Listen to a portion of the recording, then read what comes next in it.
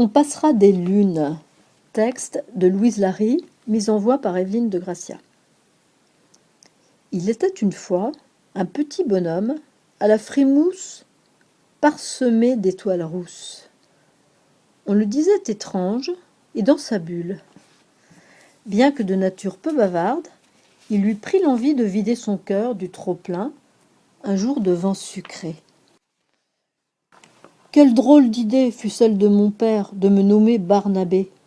À l'école, on m'appelle l'épouvantail ou poil de châtaigne. On me regarde comme si j'étais un phénomène. Il est vrai que je suis coiffé d'une épaisse tignasse hirsute, tandis que les enfants, pour la plupart, exposent de fines mèches sur le crâne, gommées au gel ultra fixant selon la coupe très tendance. Mes joues colorées ressemblent davantage à des collines bien dodues. Une patte d'oie balafre celle de gauche depuis ma naissance, et des poussières ombrées constellent mes pommettes joufflues. Je voudrais oublier les éventails qui me servent d'oreilles. On ne voit qu'eux. À tel point qu'à force de laisser pousser une toison complice pour les camoufler, ma bouille rondouillarde frise le ridicule. On dirait un chant de corbeau en bataille. Mon petit nez se retrousse comme s'il faisait des pieds de nez et voulait décrocher les toiles d'araignée au plafond. Il est bien trop hardi que ce que je ne saurais le rendre plus discret pour moi qui ne trouve refuge que dans les trous de souris. Je zézaille et j'ai la langue qui fourche dès que je dis le moindre mot. Sans compter mes yeux, de teinte claire écarquillée, qui transforment mon regard quelque peu oblique pour mieux cautionner les mystères en un hublot ouvert sur le monde, avec en prime des sourcils formant des arcs en ciel en biseau sur un front bombé, tel la pontiron rose. Par-dessus le marché, quand je souris et que ma vivacité embrase mes prunelles, ma bouche grimaçante affiche une rangée de râteaux en zigzag plutôt que des dents de lait polies comme celles des autres enfants.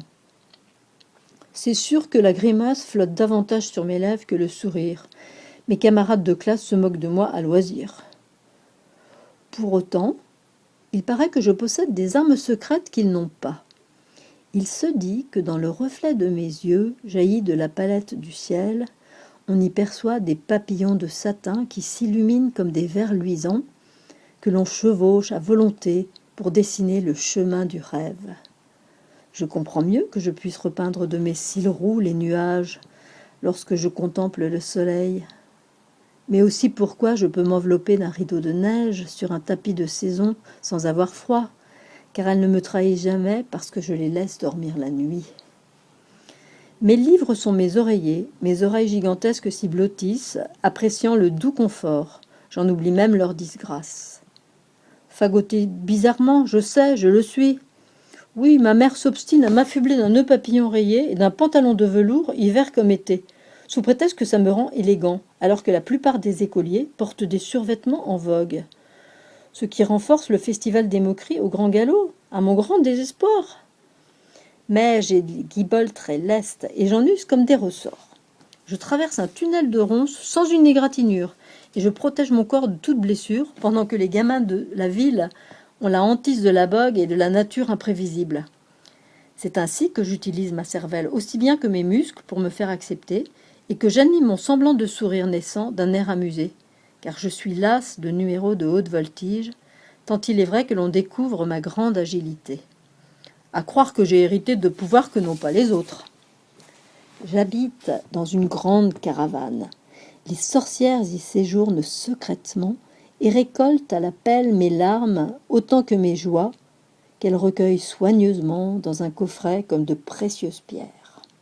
Vous l'aurez compris, toutes les occasions me sont offertes pour monter à califourchon sur l'une d'entre elles, lorsqu'il arrive de deviner l'odeur humide de l'un de mes chagrins muets, car elles savent que mon cœur ne fabrique pas la cruauté, mais des bulles de tendresse, et qu'il bat la mesure de l'amitié.